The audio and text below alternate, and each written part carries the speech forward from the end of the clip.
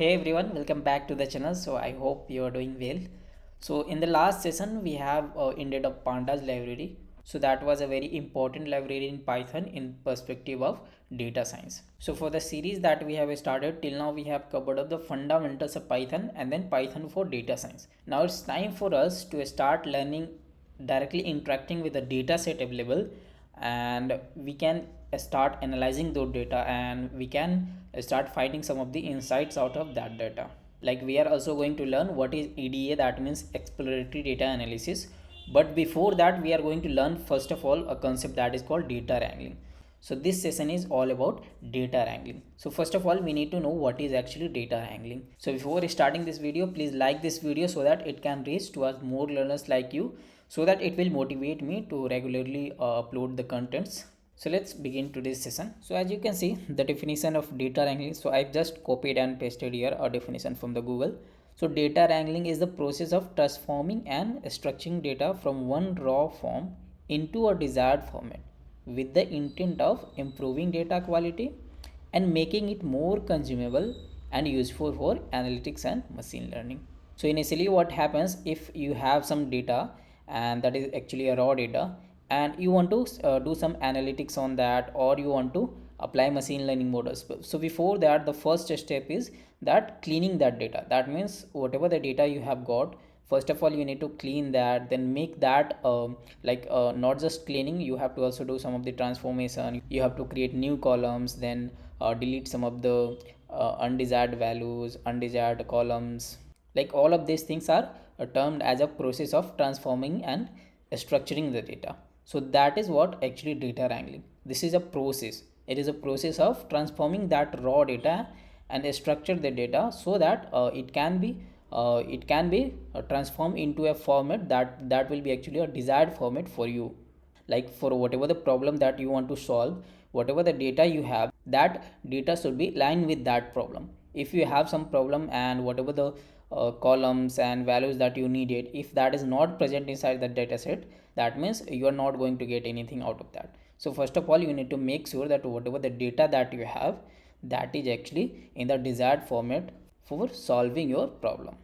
So what are the things that we are going to learn in data wrangling? So it can be many things, like in the process of transforming and structuring data, many things that comes. So first of all, we are going to start with merging the data set. So as I have already introduced you, merging and joining, the two things are there for the data set. To combine data set, like, it can be of different form, like merge is different thing and join is again a different thing. So I'll be showing you one by one what is merge and what is joining. So here we are going to learn two methods that is used for merging the data set. Now what can be the two methods? You have dot concat and dot merge. So what is that thing? And remember that the methods that we are using, that comes under pandas library. So that is why we are able to apply that on the pandas data frame that we have.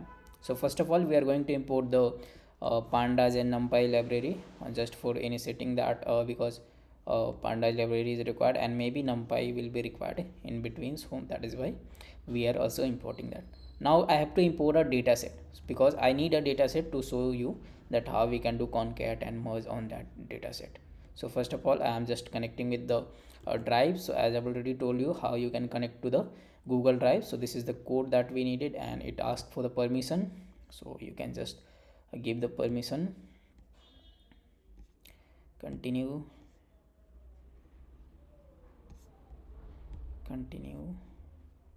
yeah. So it has been access has been given, so it will just import your drive. So as you can see, mounted at content and drive. Now I have to just import my data set. So imdb data csv, already I have just copied the path of that data set. If you don't have copied, you can go hit here and you can check the file that you have, and you can just copy the file. So I've already showed you in the previous video that how you can copy that, how you can just load the data set. So I have done that, and I have uploaded the data set, that is imdb data. So that is actually a kind of data that is having some of the movies we have, and there are many things that are available, like what are the budget for making that movies, what was the genres of that movies, then what was the IMDb ID, language, what was that? So English, it might be Hindi, Korean. So there are many things that are available.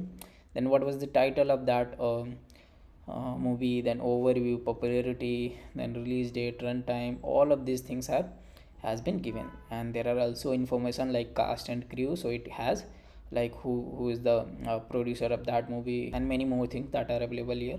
Then what was the revenue generated, so all of these things are available inside that data set. So as I have already run imdb dot head, so that is why we are able to look at this data set. So you can see just top 5 rows will be fetched here. Cool. So if you want to look at what are the columns we have, so you can just apply imdbdf.columns. It will just fetch all of the columns that we have.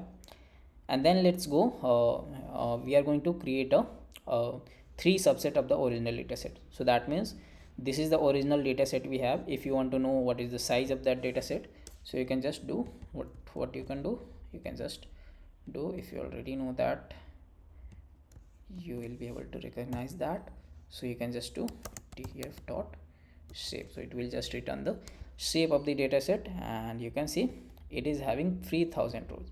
So we are having 3000 movies for which we are having all the details, and 23 columns we have. Now what we are doing, we are splitting that dataset. That means the 3000 rows we have, we are going to split it into 3 parts. Now on which basis we are splitting that? On the basis of a column that is called runtime. So you can see we have a column that is called runtime. So where it is, yeah, here it is. So we have a runtime even in this data set. You can see where it is. Let me check. Yeah, here it is, you can see. So this is actually a length of the movie that we have. So it is in minutes actually. So 93 minutes, 113 minutes, like that. So based on that, what we are doing, we are splitting that into 3 parts. First part is what?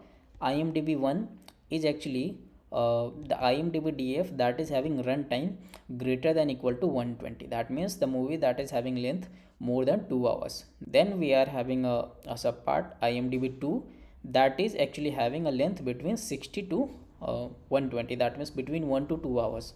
And again we have the third data set, that means the subset of that data, and that is having a runtime less than equal to 60 minutes. That means less than equals to 1 hour. So this may be actually a short films that we have. Cool. So if I just run that, we have actually splitted that dataset into 3 dataset. So actual dataset is actually present there. It is not that we have just splitted that so it will be lost. So if I just run that, you can see IMDb DF is still having 3000 rows. So it is actually there, but out of that we are creating 3 more copies of the dataset.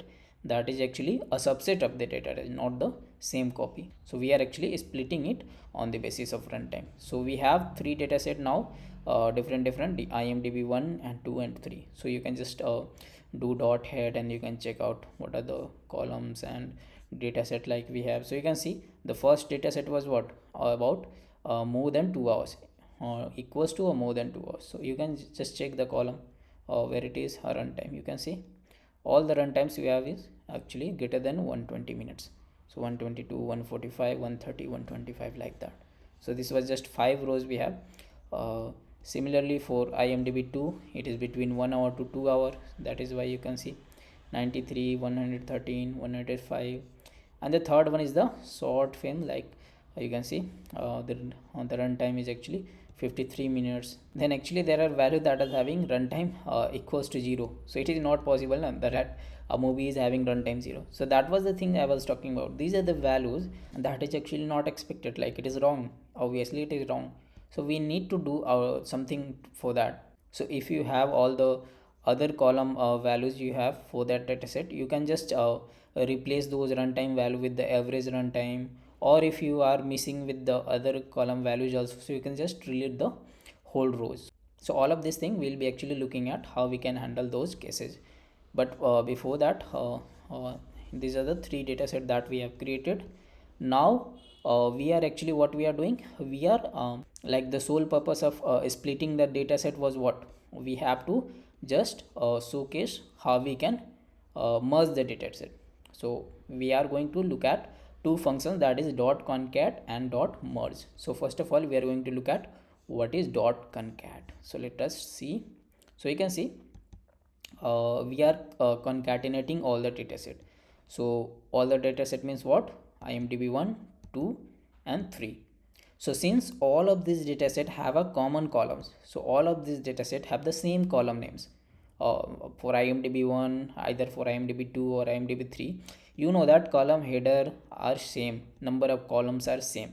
That is why we can use dot concat on that, and you can just create IMDb non-null runtime. So we are going to concat all of this dataset, and this is the name that I have given for the dataset that we have concatenated. So IMDb non-null runtime. So I'll be actually like explaining you why I have given that name non-null. So after what is the syntax for concatenating? PD, that library that we have, pandas dot concat, and in the round braces after that you have to pass the list of dataset that you want to concatenate. So concatenation means basically what? You are just adding them row wise. So you can see after concatenating that, if you just check the dataset that we have made, this is the dataset we have. So all of the columns that we have. Now if you just check out the shape of that dataset, what is happening? 2998. So if you just check the individual shape of the dataset, that IMDb 1 and 2 and 3, it was having like 705 rows, then 2276 rows, then 17 rows. So what was happening actually? We had splitted the dataset into three parts: IMDb 1, IMDb 2, IMDb 3, based on the runtime. And because of that splitting, we are having like a part of dataset. That is why you are having only 705 rows for the first dataset, and for the second dataset we have 2276, and for the third we are having 17. Because like for the third one, the movies that are having less than 60 minutes time, they are having very less, like 17 and the more like between 1 hour to 2 hours, we have the most of the movies. Now after concatenating all the dataset, what is happening? They are getting merged together. That means initial what was the actual initial row? We have 3000, but now it is coming only 2998. So that is why I was telling like why I have given non-null runtime, because when you were splitting the dataset based on the runtime, you have given the conditions like runtime greater than equal to 120 minutes, or between 60 to 120 minutes, or less than equals to 60 minutes. So there what was happening, it was comparing with the values of the runtime column, and it was just comparing with the values of runtime columns. So if any values that is having null values, if that row, runtime row, let's say where it is, if that runtime row is having some of the columns which is having null values, in those cases it will be not able to compare, no? Also that is why it has while splitting the dataset IMDb 1, 2 and 3, it has taken all the rows that is having only non-null values for the runtime, because it has to compare. So it cannot be able to compare the null values. So that is why you can see you are having, after concatenating, you are having only 2998 rows. That means two rows are missing. So what was actually that two rows? Those two rows were having runtime null. So that is why they are not getting included here, and after concatenating also you are not getting all of those rows. So that was the reason that I have given the name on IMDb non-null runtime. Now that you have learned how to concatenate the data, now we are going to learn how to merge the dataset. So if I was just using the term merging in the earlier part here, like it was just concatenating. So pardon me, I was just using some of the times merging term, but merging is a different thing. So that was just concatenation. So now we are going to look at merging or joining in pandas. So the concept like inner join, left join, right join, outer join, all of these things, like the main concept that you have already got it. Like I have already taught you in fundamentals of Python what are actually these kinds of join we have. So with the help of examples I have shown you, so you can just check out that video and the concept will be clear. But I'm again revising that things, but I'm not going to explain all of these things. Like I'll be just giving some of the examples. Like I want to explain that thing based on the data set, so that is why I'm just doing it here. The main concept here is like inner join and the left and right join. all of these things will be cleared if you understand that basic thing. So let's start with inner join first. So let's say you have a two tables, like tables, or you can say data frame. So you are having this one a table and this one is table. So this is actually a, let's say, left table, and this is the right table we have. Now let's say you want to do inner join. So already we have seen like with the help of diagram also, and we have also seen that thing, that it is actually what inner join, the common values between the table 1 and table 2. So if this is the table 1 and this is the table 2, the common value will be what? First of all, we will need to decide that on which column we are going to merge them. So first of all, we need to decide that on which column we are going to merge them. So you can see the country ID and ID in the right table is actually related to each other. So that is why we are going to merge them together on the basis of that country ID and ID column. So if you do inner join on that, you can see the values 1132 in the first table, and in the second table, the right table, you are having 3 and 4 values. So what are the values that are common? So only 3 na, so 3 is actually common. So that whole row will be extracted here. So whole row from the left table also and the right table also. So you can see the values. First of all, the header name will be what? Date, country ID and units you have. Then in the right table you are having two columns, ID and country. But since this was the common column you have, the only one column will be fetched, like country ID you can see, and ID will be not shown here, but you can see after that you are having units and that country is having here. So this is the common value that you are getting. So that is why the merge table will be this one based on the inner join. Now let's say you are doing a left join. So with the help of diagram, you can see what is actually left join. All the data set that is from the left table and also the common values between them. So that is called the left join. So you can see practically what that means.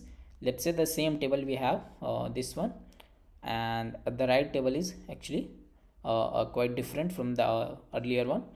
But if you do left join on that, you can see what is happening. First of all the value from the first table 1134 will be there, and all the value that are common between them. So 3 is again common. So 1134, that 4 value will be definitely there, but the common value will be also there. So you can see that 31, this is the common value you have. So you can see after merging them together, you can see for country ID 1, for country ID 1, country is what? USA. So that is why it is USA. For country ID again, for the second row you are having 1, since 1 for 1 is USA. So that is why it is also coming. For 3 it is what? Panama. So that is why it is coming. For 4, since it is only present in the left table, it is not present in the right table. So that is why it is coming null, because city is not present for the country ID 4. So that is why it is not coming there. So what are the values that are coming? You can see now 1134 already from the left table, and 1 and 3 that is common between them. So that is why it is also coming, but 2 is not coming. So you can see that there will be no any value of country ID 2 that will be coming here, because it is in the right table only, not in the left table, and not no common between them. So that is why it is not coming here.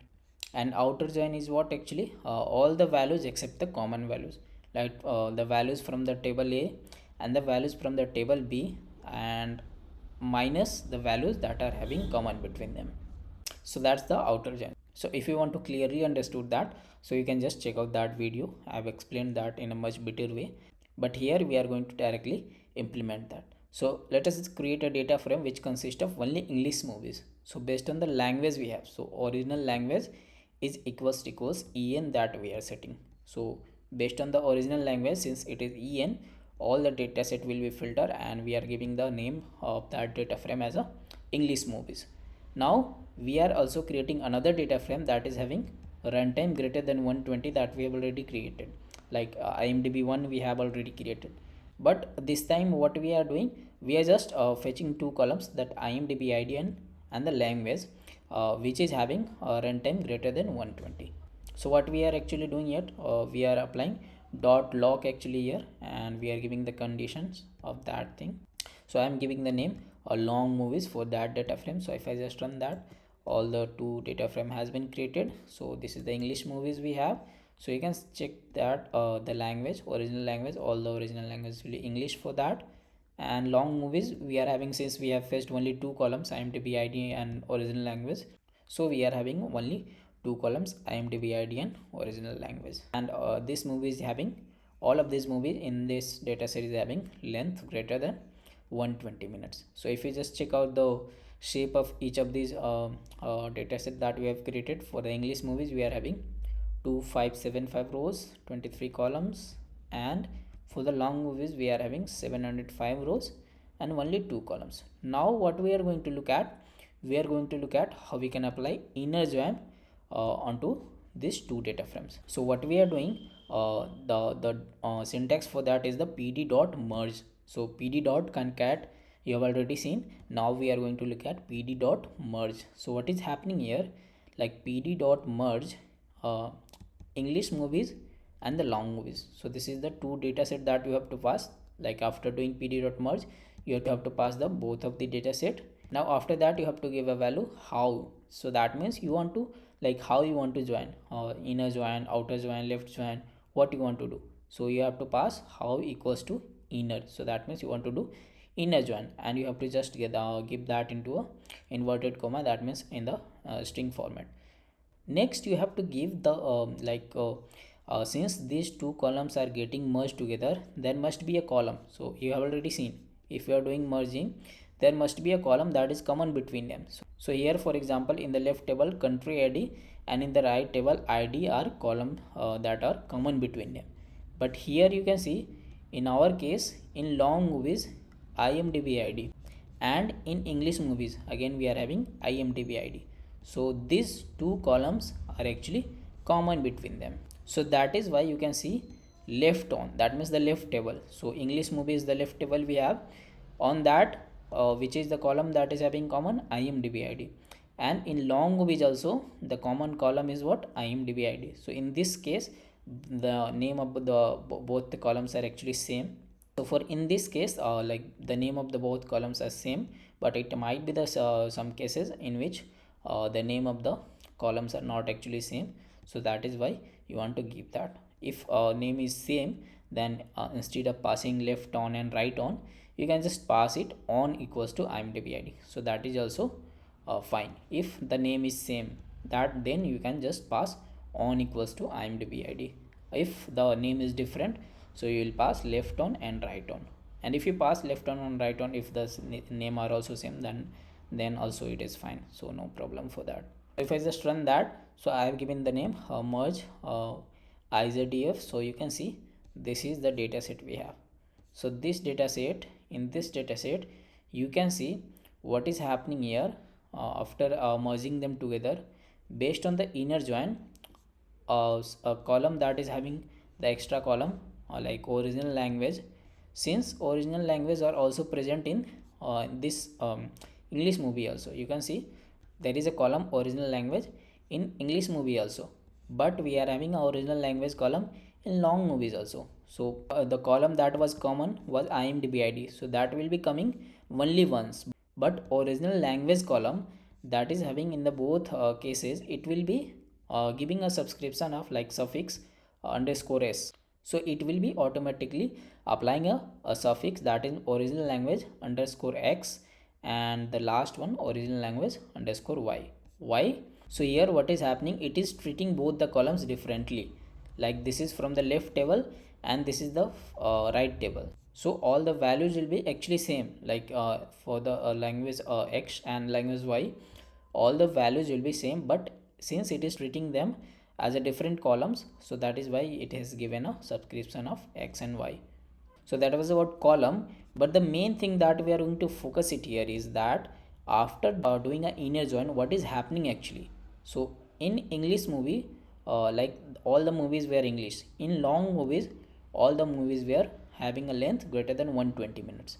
Now if you do inner join, all the values will be what, common between them now. So that means all the movies that are coming here in the result merged IZDF, what is happening, that it is a movie that is having an English language and the movie is also greater than like length of that movie is also greater than equal to 120 minutes. So that means they are both English and long movies. So initially you are having only English movies, so that means it may contain some of the movies that are having a length shorter than 120 minutes, and in long movies it may happen that it contains some of the movies that are not having just English movies, so it may have some of the other language also. But if you combine them together, now you are having only movies that are English and greater than 2 hours.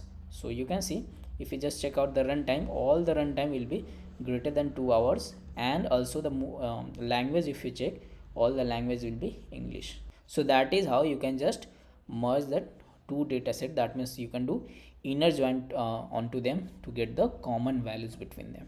Now a trick that I'm going to show you, that instead of doing the join, what you can do if you want to get the movies that are having language as English and also runtime greater than 120, you can just do that thing. IMDb the original data frame we have, onto that you can just apply the conditions like and condition between them. So original language equals English, and runtime greater than equals to 120. So all the data set that is having in the temp TF will be having like the same data set. But here what was happening, we are having two different data set, English movies and long movies, and onto that we have to get the common values between them. So there will be no any chance to apply those logic here. So we have to apply inner join onto that to get that thing. But if you are having the original data set IMDb of all the movies, so here you can apply that condition to get like movies which is having English and length having greater than 120 minutes. So that was about inner join. So if you want to see how left join works, the same thing is happening. The syntax is exactly same, only the thing is that instead of how equals to inner, you will be doing how equals to left. So this is the result that we are getting LJ for left join. And in this case, what are the values we are getting here? All the values will be what? English movies, and some of the values that are common between them. So that means all the movies will be English, and it can have some of the movies that are having both English movies and long movies. But there will be no any movies that are having only long movies. That means movies that is having greater than length greater than equal to 120 minutes, and the movies that is having a language that is not English, that is not going to happen. So it must be happening that it is always a English movie. So there will be always the language will be always English, but the length can be like anything. It can be a long movies also, it can be a length of movie that can be between a long and short movie also. You can see 93 minutes is also present there, 83 minutes is also present there, but all the values for the original language will be English only. So that is how you can do left join, and similarly you can do right join also. So just you have to use how equals to right, and here you already know what will be the value. So what will be the value?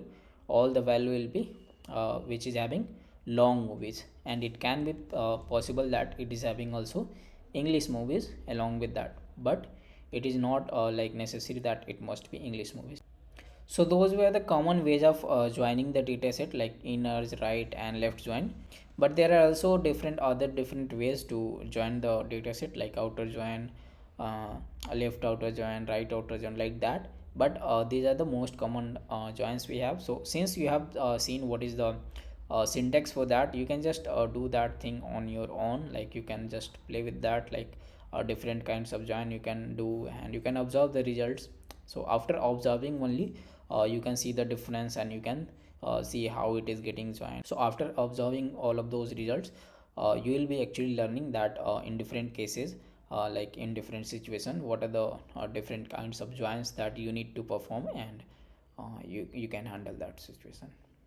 Next we are going to learn parsing data string. So what is that thing, parsing data string? So what happens, like let's say in your column, like in your data set, you are having a column that is having a date, that means the value is actually date, but it is in a string format. So you want to convert that into a date time format, so that you can apply some of the kind of you can just apply some of the functions and method available in Pandas library.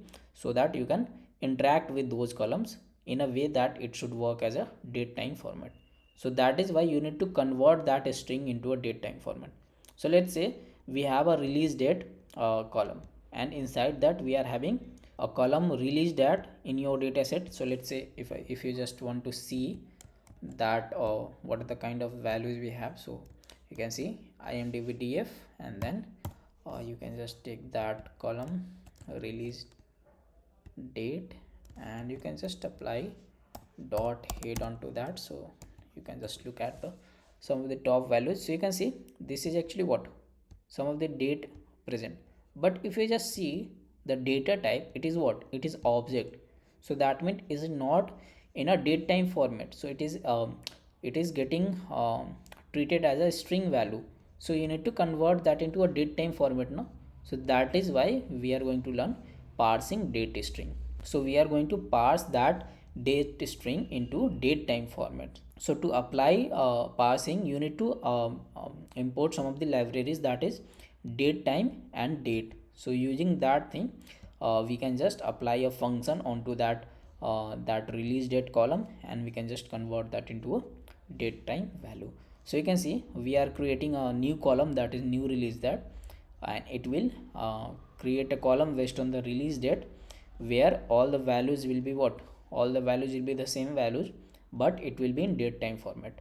So how you can do that? So this is the data set we have, imdbdf dot apply, that we are applying. So you have already seen, I have already shown you what is that thing dot apply. So this is the method that we apply onto a data frame, and because of that what you can do, you can apply any function you can write, and you can apply that any function row wise to your data set. That means for each row that function will be getting applied one by one for the all rows. So what is the function that we are applying here? So already I have shown you that thing with the help of a user defined function. But here what is happening, we are again creating a user defined, but we are using the lambda function. So what is actually a lambda function? I have already that shown you in the fundamentals of Python. Like you can just check out that video, what is actually a lambda function. So in short, you can just say a lambda function is a small anonymous function. A lambda function can take any number of arguments, but can only have one expression. So it is a one line expression that we have. So the expression is what, lambda x colon date time dot strp time. So this is the library that we are using, date time library that we have imported, we are using that. So date time is the library, and dot strp time is the method onto which we are applying. And then what we are passing actually, that x is what, actually the row that we are taking, the whole row. And for one row, for a single row, what we are doing, we are taking the column release date, and onto that we are applying that strp time to convert that into a date time format. And the format should be what, since it is actually in what, like you can see it here, this is the last one is the year we have, and the first one is the month, and the middle one is the date we have. So you need to pass that thing like percent month and slash percent d slash percent y. So it should be same as the format we have in the string. So whatever the string date value we have, you need to absorb that value, and based on that only you can just provide that thing. And then x is equals to 1. So why x is equals to 1? Because we are applying that onto a column, so we need to apply for the whole values of that column. So it will take one by one each row, and it will take the release date, and it will convert into a date time format. So this is what we are doing, and it will convert. Okay, so error I am getting that time. Okay, I have not imported that library first. I have to just import that first and then run that thing. So yeah, now we are having a new release date column that will be what, actually that will be having the same values but in the date time formats. And which is just some examples of lambda function that I've already shown you. So you can see x equals to lambda a b a star b. So what is happening here, using lambda function, what you can do, like, so I've just given some of the examples of lambda function to understand what is actually lambda function. So simple examples, like it can take any number of arguments. So like we are passing here two arguments a and b, and after colon we have to give the expression what it has to be returned. So it has to return, let's say I want to pass a and b two values, and I want to return a star b, that means multiplication of both the values. So if you just let's say if you just print x 5 6, so x is what, the lambda function, and you are passing two values 5 6, that means instead of a b, a will be 5, b will be 6, and you will be returned with the what, a into b, so that means 5 into 6 30. So that is why you can just write a function in a single line, so that is called a lambda function. So you can see here we are passing three values, we are just returning the sum of all the values.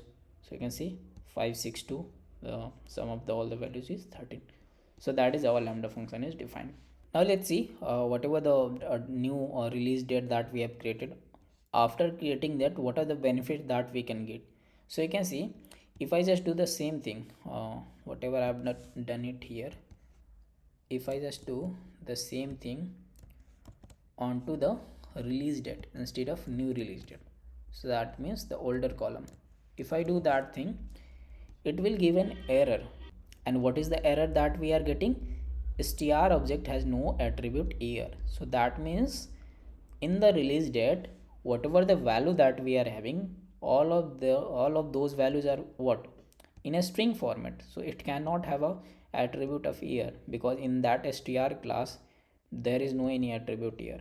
But in date time format there is an attribute of dot year. So that is why you can see it is able to getting applied onto that new release date. Why? Because this new release date is having date time format now. So what we are doing, first of all we are indexing that. So that means let's say the second row we are taking, and after that, not the second row actually, the third row, because indexing has start from 0. So 0 1 2, the third row, and the year. So we are getting just out of that date, I want to get the year of that date. So that is why I have applied dot year, and we can easily get that year. So you can see the beauty of pandas library, that we are converting that into date time, and now we can apply just dot year, dot month, dot day to get the date, month, and day out of that easily. So you can actually like you can also define a user defined function for you that will actually to convert to year. So that means whatever we are applying it here, what you can do now, you can take the new release date, and onto that you can apply, like using dot apply, you can apply a function that you have just created, convert to year, and it is just returning what, whatever the value that it is taking, it is just returning dot year. So it will take each of the rows, and in each of the rows it will take the values of new release date, and it will convert that into year, and it will just return that. So you can just create a column year of release, that means on which year the movie was released. So year of release will be what, all of those value will be getting returned from here one by one, and it will be stored. So if I just run all of these things, and if I just print dot head, so you can see we are having a column at the last, that column will be added year of release. So that was the new release that we have added, and this is the year of release. So you can see for all of this new release, that only the year part will be extracted here. So you can see 2004 2004 2009 2009, so like that. Now if you want to just see what are the unique years you have, so you can see you can just apply dot unique, that method you have already seen in pandas in the previous session. So it will just return the unique values of that column year of release. So these are the unique values you have. So like there are many unique values. So if I just want to find out what is the minimum date we have, that means minimum year we have, so you can just apply dot mean. So you can see 1969, and you can apply dot max to see what is the maximum date that we have.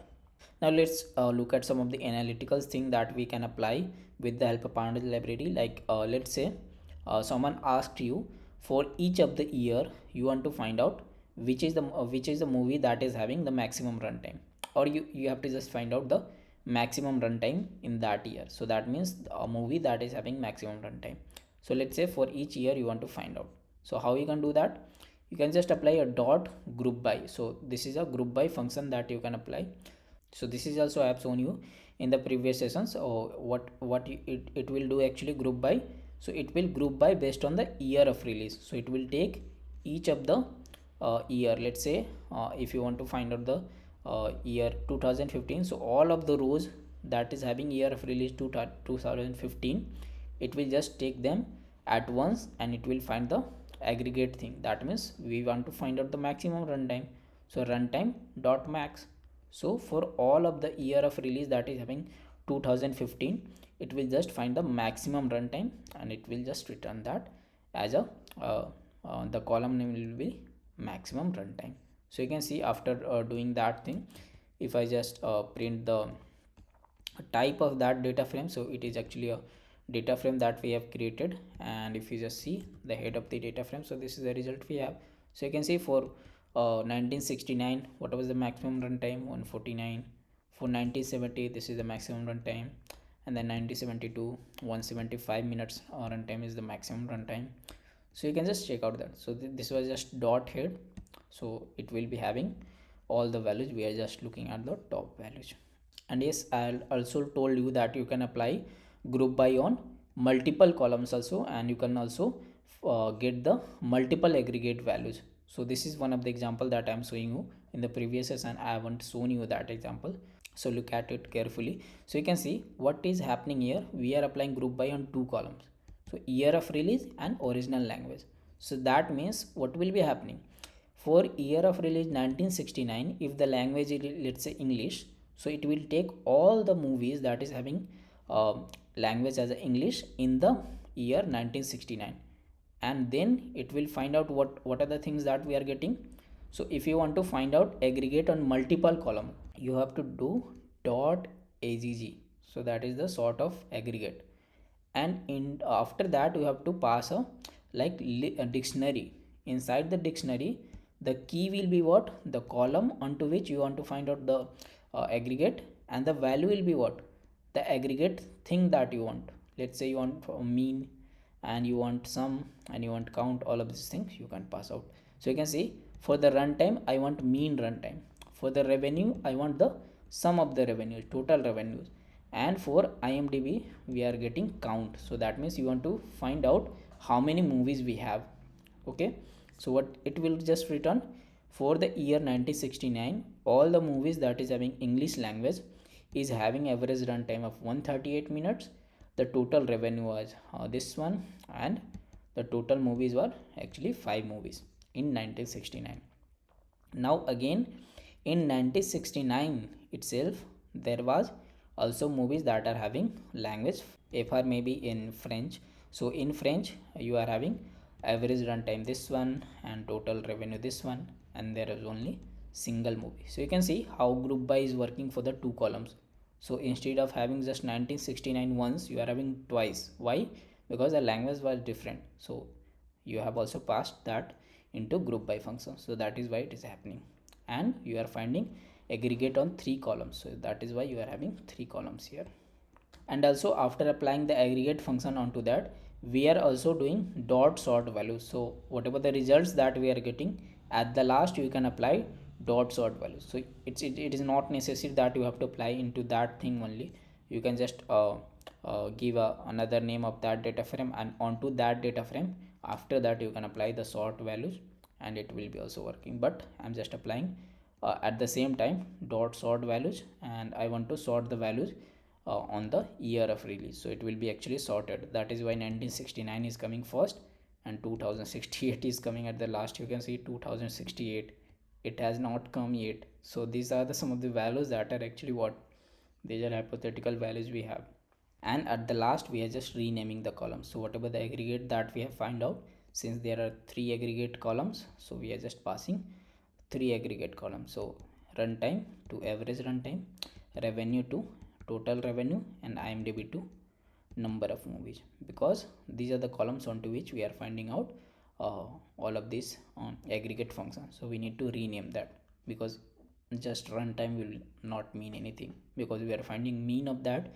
So we need to show that as a average runtime, and revenue as the total revenue, and the number of movies as a count. So this was some of the examples of a kind of analytics on the data. So we are just finding some of the insight out of that. So these are the things that we call it as a data wrangling. So whatever we have learned it here, all that things comes under data wrangling. Now They are not just the thing under data wrangling, there are many things that comes, but these are the basic thing that I have shown you. And from the next session we are going to start EDA, that is exploratory data analysis, and that session will be quite interesting because we are going to directly analyze some of the data sets. So we'll be taking some of the raw data set, and onto that we are going to clean that data set, and then we are going to find out some of the insight out of that data set. So I'll be releasing that video also soon. So I hope you have got everything today, but there was some of the things that may be confusing for you, so you can just revise onto that thing. And even if you are getting some of the doubts, you can just ask that in the comment box, or you can just ask in the WhatsApp community. I'll be quickly explaining that thing there, so check out the description for that. And yes, आज के लिए इतना ही, मिलते हैं next session में. Till then take care, good bye.